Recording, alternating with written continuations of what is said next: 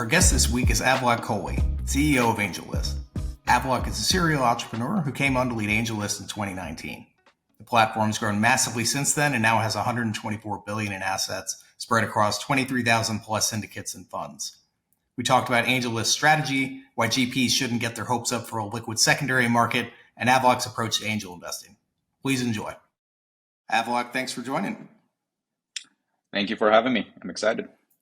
So I talked to plenty of people in the space who I'll tell them at Seaplane we're partnered with AngelList. We sit on top of your platform for our fund. Absolutely love working with you guys. And it always comes up in the first conversation. And I always find interesting reactions to how people have engaged with AngelList because the company's so big and has so many different touch points. So I guess from your perspective, sitting across the platform, could you maybe walk listeners through the scope of AngelList and what you all do today? Yeah. So maybe the way to answer that question is to provide some context on how AngelList started, what happened over the years, and then what led to the change that you see today. So AngelList actually got its original start as a jump-off point from Venture Hacks. So that's actually a blog that Naval and Nivi, who are the two founders of AngelList, that started. And the idea behind Venture Hacks is literally the name. How do you hack venture capital? And what they started sharing were, almost like insider baseball of how to think about raising venture capital, all of the different terms to watch out for, the good and the bad and the ugly. And this was actually done in a time when the market wasn't as open. And so a lot of these things were opaque. So founders would end up heading into fundraising, do these negotiations with people who are repeat negotiators versus a founder is always a single time negotiator. Like they're not negotiating these term sheets all the time. And so, Venture Hacks was a huge service to the industry. And in fact, actually, today I was going through Twitter and I saw that Bastian Lehman, he's one of the founders of Postmates, actually tweeted that he credits a lot of what he knows about venture and startups to Naval and Navy. And, Venture Hacks became the jump off point for what became AngelList at the time, which was to basically help startups come together and meet angels. Because back then, this was like 2010, 2011 era, there weren't that many investors to begin with, right? There was a very small number of angels that were actually writing checks at the pre-seed. It wasn't even called pre-seed, it was just called your first round. And that was, a really good way for founders to get started. Uber famously also raised a bit of capital using AngelList. I actually met some of the early angels using AngelList. And that sort of started the set of experiments that AngelList ended up down over the years from 2010, 2011 to 2017, 2018. And over the years, expanded from startups coming on to then this concept of syndicates, SPVs. So an investor can raise capital, then raise more capital from other LPs to invest a single check into the company. There were some experiments on talent, which was a recruiting marketplace. And then the team had also bought Product Hunt. And so the idea back then was startups really need help raising money, finding talent, and finding customers, right? And so there was like these three prongs that helped them do that. And then around 2018, 2019, there was a realization that trying to run these different experiments under one umbrella is going to be really hard because the business model is different. How you scale it up and out is different. And so talent separated, at least structurally, still shared the name. Product Hunt was somewhat separated, but further distanced itself. And then there was a core, call it the SPV platform, that was built at the time. And I ended up coming in mid 2019, and I actually took the SPV platform and I spun it out as its own business. We changed quite a bit of the core mechanics of the business and really looked to scale it up and scale it out. And so that's really, I would say, the genesis point for what AngelList is today, is actually that spin out with the SPV side.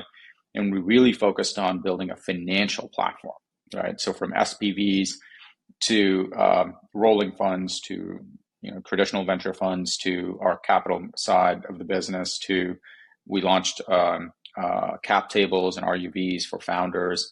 And we effectively took the whole name AngelList. So we were called AngelList Venture, and then we just became AngelList, and then the talent business rebranded its name. So the way to think about AngelList today is it is a financial platform. We serve three customers. We serve GPs, LPs, and founders. For GPs, we have full stack funds. So anything that you need to start, run, scale up your fund, you can come to AngelList. We serve micro funds all the way up to ultra large funds, call it like $10, $20 billion funds on the platform. For LPs, and specifically what we consider AngelList LPs, these are folks who have come to AngelList directly just to look at investing in other funds. They come to us because we're effectively become an index on all of venture at this point. We also recently expanded to private equity, so that's getting we're gaining market share there. And then for founders, they come to us to help with fundraising, stakeholder management. So that's RUVs, cap tables. We handle everything end to end. So yeah, today you can think of us as being a financial platform, and we cut across those three customers. And our roadmap as we look forward is basically going deeper and deeper into that, because the overall market of venture private equity is quite large, and we're going to just be the default infrastructure within this space. Okay. I think since I got Seaplane rolling, the two other firms that I looked at to handle different solutions that AngelList provides, one of them no longer exists, and the other has had a pretty nasty PR fiasco not too long ago. How have the past couple of years treated AngelList? It's actually been really great. For us, we're in a really fortunate position where we've consistently grown, through all the market turmoil, SVB crisis, everything. We've just been growing the business. And we're in a really strong strategic position to keep, consolidating more and more of the market. And, for us, what we stay focused on ultimately is our strategy and our roadmap and what we think will be important for customers. And, through it all, like, we're going to have competition, of course. In fact, I'd be worried if we had no competition, because it's not like we're going to be the only player in the space, but we always want to make sure that we have a differentiated product. So in theory, we don't have competition, right? So in practice we do, but in theory, like, you want to actually make sure you have a differentiated product that's just hard for others to catch up to. So for us, we've just grown, through the entire turmoil in the past 2 years. And we don't expect that to slow down. I think on our end, we're continuing to just grow and take market share within, this pretty expansive venture and private equity space. And so, yeah, I mean, it's interesting to talk about the competition piece. I think from when I joined, actually, there's been many other competitors that have come and gone that attempt to tackle one slice of the business and grow from there. And the reality is that it is deceivingly a very hard business. It looks simple at the outset, but then it's one of those things where you just peel back the layers and layers and layers, and you realize that to really deliver something that customers really, really need and love, in order to do it, you have to be excellent at multiple things all at once, and it just requires a lot of capital to do so, and the right type of talent to do so. And so it actually becomes a very illogical thing to try and compete with us head on, because it is going to be hard. If you're going to do it, you should try and have a different angle. But going head on with any company, actually, in their core competency out the gate is going to be really, really hard. So yeah, for us, like I mentioned, we are continuing to now just look at larger and larger funds, consolidate the entire market. Already did an asset class expansion last year. And yeah, pretty excited about the future. How do you find a balance between, or where do you find a balance between building out the platform and that strategy, but not overreaching or overextending? Uh, I'm probably the wrong person to answer that. My natural lean is to um, consolidate and build multiple things in one place. And so that has actually been our strategy. What we're doing is, even as we're moving to these larger funds, our pitch is, hey, you can manage every aspect of your fund using AngelList software, from your data room to your investor portal to the accounting ledger, even, right? To you're managing a portfolio. Like we'll build it all. And the core insight there is when you have all of these pieces of software connected to the same data layer, you can do a lot of interesting things. The biggest issue today is funds adopt these different pieces of software that just don't talk to each other, don't connect to each other, and it causes all sorts of issues. But when you're building a system that has everything in one place, it's a magical experience. And we know this because that's actually where our core business lives today. Everything is in one place, right? We've vertically integrated everything needed to start, run, scale a fund. And so for us, that's our core insight. Yeah, so directly answer your question, the balancing, some people would say we don't, some people say we do. The way I would answer that question is we are building multiple products. Ultimately, it ties to a root vision of what we're going after and our product promise. And as long as it ties to that, we're going to keep going down that path. And I think we're in the era of,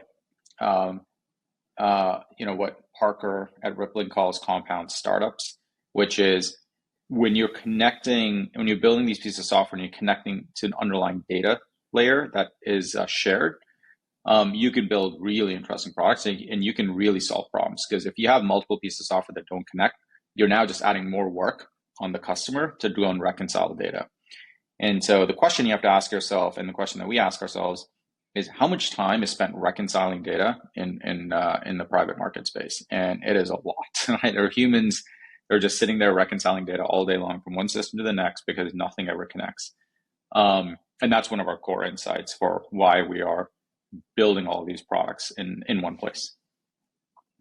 I'm curious to hear more about the private equity side. I don't know that a lot of people outside of FinTwit would be aware that there's this subculture of people out there running search funds or tiny holdcos and whatnot, and it feels like that didn't really exist until fairly recently in the grand scheme of financial markets. And who's the customer you're serving there, and how do you view that market growing over time? Yeah, it is for us, we're serving the broader private equity market. We think there's a lot of similarity to venture in terms of the types of assets that are owned and the type of assets that you need to manage. We don't have a specific focus on the exact type of PE fund. We've actually gone quite broad. So we have all the way up to like buyout funds that are part of our mix, to even folks who actually have call it like 5-10% VC arm, 90%, 95% like pure PE. So we kind of have a broad mix of folks that are currently our customers. Now, in terms of the more nuanced strategies and the funds that you're referring to, it is interesting. I don't know what has caused it to happen in the last few years. There's definitely been more and more exploration in terms of the different types of strategies that have come out. And I can't quite pinpoint exactly what's driving that. I suspect there will be more of it. We're seeing a lot of this in venture. Venture is also institutionalizing quite a bit. And even if you compare, the number of venture funds today relative to 10 years ago, it's ballooned quite a bit in terms of unique count. It's grown quite a bit as an asset class. And it could be, one reason could just be the cost of serving has gone down. So when the cost of serving goes down, you end up bringing more people in. I know this happened in venture because AngelList was a big part of this. It used to cost quite a bit to start and run a venture fund. You would need to raise a minimum of $50 million. And to raise $50 million, you would need to find an anchor LP. And in order to find an anchor LP, you typically have to work at a venture firm and go from there. AngelList actually allowed you to literally a $500,000 fund or $1 million fund to get going. Now all of a sudden to raise a $500,000 fund, $1 million fund, and to build a track record was super simple. And we actually have quite a few folks who did that and have gone on to raise larger and larger funds because they got their start, the original start on AngelList, starting off with a smaller fund. So I suspect that's probably one big reason is you also have the cost of creation, the total size of the fund that you need in the beginning has gone down as well. One area of venture that feels ripe for some disruption or at least improvement is secondaries. So improving secondary market liquidity, a win for GPs, I'd say a win for founders, a win for LPs. Like, it feels like everybody would be rooting for this. And there have been people working on this for a while. It's not a new idea, but I wouldn't say anyone has kicked the door down. AngelList feels like it would be in a pretty unique position to help solve for that. Curious how you think about that market. Yeah. When it comes to secondaries, I think the root of the problem is that the incentives aren't aligned across the board.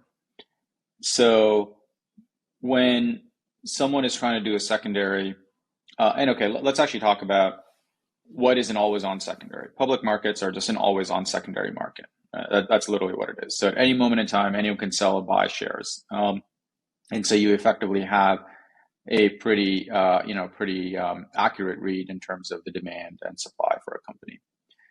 The reason that works is because companies have shared all the information on a quarterly basis, and so people can use that information to underwrite whether they want to buy or sell. Now, of course, it obviously doesn't always work that way. The markets can be manic, and you can have like an aggressive selling moment, aggressive buying moment, all of that. But generally, you have a lot more information to work with in the public markets.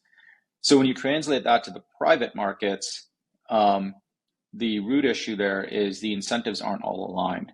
The company has not agreed to share any of the information, the financial information, for many reasons. It could be that they're not ready to share it, meaning the company is not healthy. It could be competitive reasons. It could just be sometimes you need more time to bake in the oven before you open things up, and you actually have a lot of people that are going to look to buy and sell. And so the contract that the companies have with the shareholders, whether the investors, founders, or the employees, is that, hey, this will be an illiquid thing until some time in the future, unknown time in the future. But hey, let's go build a great business that scales, and then liquidity ends up being a sort of like output, right? It ends up happening. When you try to solve the secondary problem with the company incentives not aligned, and specifically it can be the founder, it can be the board, and you're trying to build a market around it, you're doing it without the company's permission. And even if the company believes in secondaries and thinks it's a good thing, net, there are a bunch of nuances there that make it hard in practice. I'd say one, there's an issue around the pricing. So if you're, pricing if there's a pricing in the secondary market, and you then have to keep track of it, it may actually change your 498 price as a company. That has to get, input in there. And again, of course, it depends on the depth of the transactions. And so that is just one unknown because you just don't know what's happening, and it's actually happening outside of your control. The second one is one of, requests that come into the company of like, hey, how's the company doing? What are the financials? That's kind of an odd thing to get when the company is just trying to build and scale, right? You don't want to get pulled into someone else's transaction. I'd say the third one has to do with, the parties on the cap table, right? It's companies typically curate their cap table very carefully because you want to have people that are mission aligned, long-term aligned to the business. And so having these secondaries happen without your control or visibility could end up being a risk for the type of folks that you bring on a cap table. And so I can rhyme off many other incentives. But the thing I just That's all wanted right. to, You've already killed my dream here. So yeah. The reason I just share that is I think the root of the problem is one of, is the company bought in or not? And that problem, when you unpack it, is really, is the company ready or not? And if the company is ready, they'll just go public, right? Like the public markets actually just have a lot more demand out there. And so I think that's, where I'm at today. Again, I'll reserve the right to change my opinion on this, but that's basically where I've landed with this is that the incentives aren't aligned. And when the incentives aren't aligned, it's really hard to build anything of meaningful scale. So I think we're going to continue to see different types of secondaries happen, but they're going to be these one-off, more human managed secondaries. I think in terms of having a like always on liquid market for private companies, I'm not seeing a path to that because of the incentive, the root incentive misalignment there. fair enough. I'll keep dreaming, but fair enough. Yeah, Uh, I've spent quite a bit of time thinking about this exact topic. So Angels has pretty unique perspective as far as data with the market, and I'm a mhm. pretty avid reader of the research that you all put out. From what I'm seeing other sources, it looks like the steep drop that venture's been going through might be, I wouldn't say reversing, but the Mhm. dropping might be stopping, and it seems like we might be going a little more sideways than down. Curious your perspective on that, and your read of the market today. And so specifically, are you talking about the round activity for startups, as in what amount of capital is Sure. being invested However, in however startups? you'd like to frame it, whatever you think the Yeah. best ways to measure the market Yeah, are. so I think maybe the best way to think about this is there's really two types of activity you can measure in venture. One is LP dollars into funds, and the second is fund dollars into startups. And I would say LP dollars into funds is recovering, but I would say that the number of funds that are getting started, the number of subsequent funds is going to go down, right? We don't think that it will go back to the 2021 peak in terms of having like that large number, that many funds that are going to get going, and that many dollars are going to flow in. And again, we don't necessarily think that's a bad thing. We actually think that's a pretty healthy thing. There's only so much capacity in venture to get absorbed, especially at the earliest stages. Like, pre-seed C company, they don't need that much capital in order to get going. Now, in terms of fund dollars going into startups, so this one's interesting. This one's kind of a tale of two types of companies. You have your AI companies and your non-AI companies. I would say AI companies we're in a boom cycle for them. So a lot of dollars are going into them. The non-AI companies, there definitely is a bit more of call it like a winter. And specifically at the Series A, Series B, there's a little bit more of caution for non-AI companies. So I'd say like overall dollars have gone down. Also, just overall number of count of funding, or the total count of funding, has also gone down. But it's not a slide down anymore. We're sort of seeing things like, they've bottomed out. And so our view is actually that the private markets will lag the public markets. So public markets have recovered, private markets will start recovering as well. But there's always a lag. It's like a 12 to 18-month lag as, LP dollars open up, fundraisers happen, funds fundraise, and then the dollars make its way into startups. So we're watching for that. But as of right now, I'd say venture is still we track a measure internally, boom times, bear times, and like venture is still very much in the bear times. And what we look at there also isn't just like the funding going in. We also take a look at the terms that the company's raising on, how many positive markups or like flat rounds or pay to plays. And so we take all of that into account, and we're definitely in the bear times right now. Like there's definitely quite a bit of correction happening across the entire industry. Are you still making angel investments yourself, or are you a little Am too I? tied up Yeah. with the day job? No, I am Okay. making angel investments. Yeah.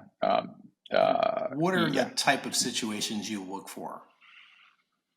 At the risk of Um, inundating you with cold emails from from Yeah. founders? Um, yeah, for me, I would say the big thing that I'm looking for now, and some of this has changed over the years, but now I'm really looking for the big technological like leap, or the big uh, the big, I would say, unlock that hasn't happened before. So what is the new technology that you're building that isn't possible, that you were able to build because of some creative, some creative thought, or some cleverness that others haven't been able to replicate? And the thing that I start thinking about from there is, great, how can this thing compound over time? Because one of the things I've learned is, as you continue to scale a business, moats matter, large markets matter, and so you have to have some sort of a belief. And I'm not saying the founder needs to have that belief today, but at least me as an investor, I have to be able to see, great, how can things compound over time? What adjacent markets could open up that can help you go build a very, very large business? So that's like one big piece. And so related to that, actually, the other piece I think about now, and again, my investing has evolved over the years, that I look at now are just large markets. Like, I've spent some time in broken markets personally as a founder and as an investor. And, there's this famous statement around, what is it? Great founders, bad markets, market wins.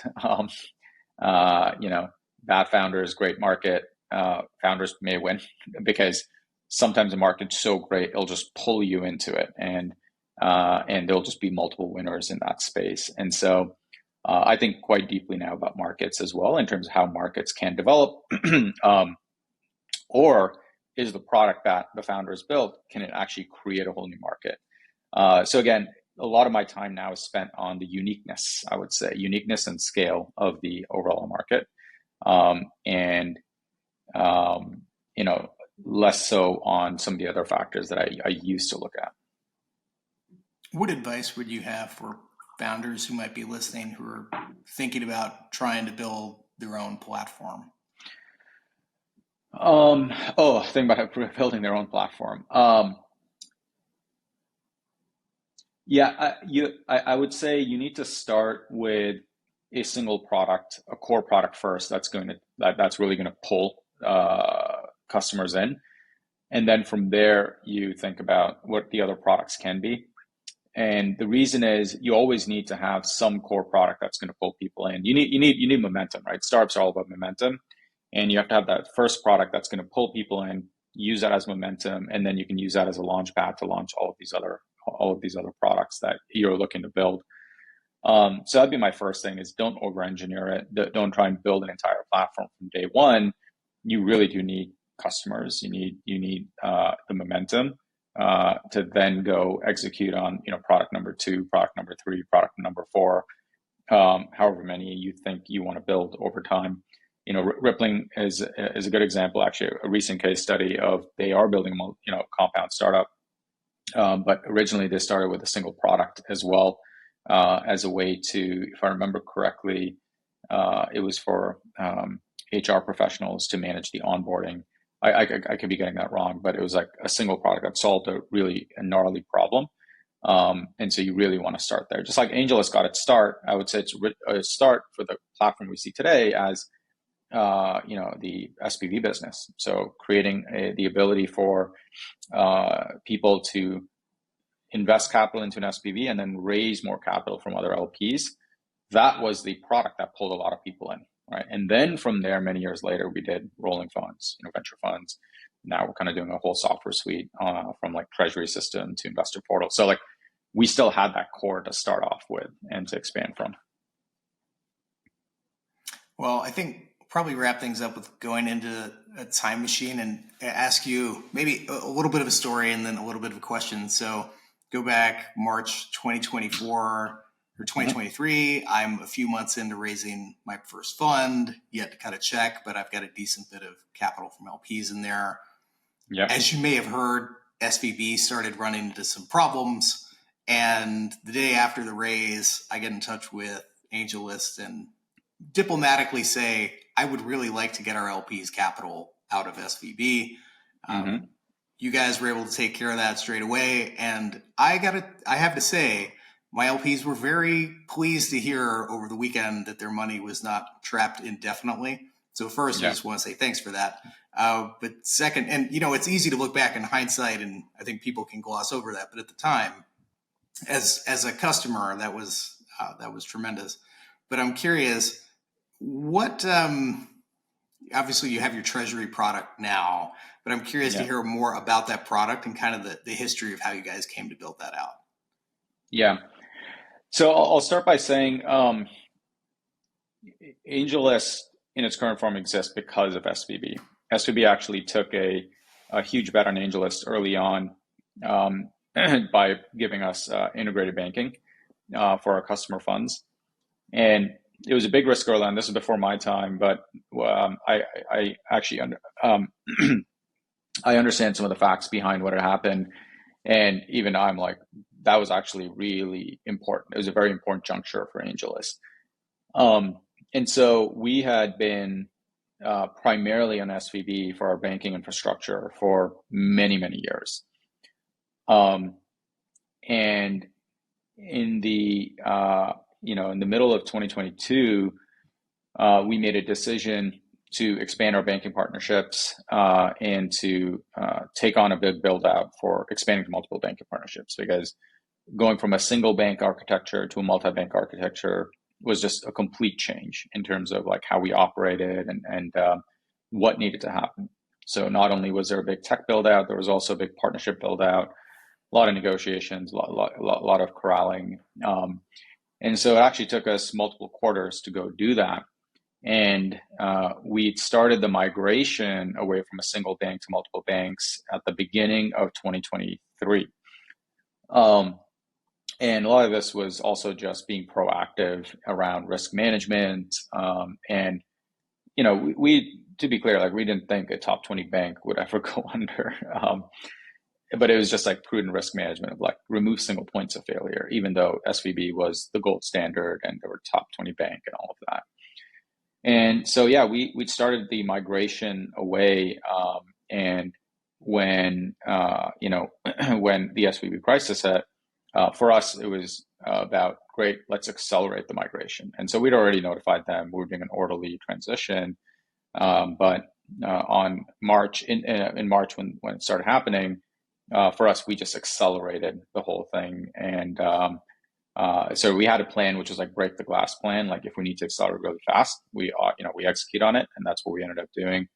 But it was still stressful. It was a very, very stressful moment where we needed to make sure that every dollar was accounted for, everything was FDIC insured, and then everything was moving across multiple banks, all the remaining capital, and all at the same time communicate with LPs, and all at the same time, right, communicate with SVB, and just manage all of the risk. And this is all within a short, like 12-hour period. And so, very proud of the AngelList team and the way everyone came together to just manage the whole thing from comms right down to execution of the capital, right down to, security of the capital and insurance of all of the FDIC insurance of all the capital. So yeah, that's sort of the broader context of the move. And yeah, if we hadn't actually done that early prudent risk management of a multi-bank architecture, it would be a very different story. We'd probably still be tied to SVB, and of course, everything in hindsight worked out. All the capital was secure, but it would have made that moment in time very difficult for us, because it was basically overnight. SVB went from the gold standard to like bottom of the barrel, and so that it was a good, it was just a good proactive learning of like, yeah, it's never too early to just think about risk mitigation, think about single points of failure, no matter how gold standard something is or someone is or some company is. Just never put all of your eggs in one basket. You really need to make sure that you've got a resilient infrastructure architecture for any possible event. And so I can definitely tell you, going forward, I am very in tune with this. No matter how low probability, anything that has like risk of ruin is like very much top of mind. Of yep, like diversify, redundancy, all of it. And I think that should be the case for any company that reaches scale. Is you should always be thinking about risk management, and especially fintech. It's such a core part of what you do. You have people's financial assets, right? And so you need to have that be part of your culture as you scale. Great. Well, it's a great way to wrap it up. Avlok, thanks so much for coming on and talking. Yeah, likewise. This was wonderful. Thank you. Cheers. Hi, Joe again. Thanks for watching the show. If you'd like more of this in the future, subscribe to our channel. If you'd like to learn more about Seaplane Ventures, just check out seaplaneventures.com. Cheers.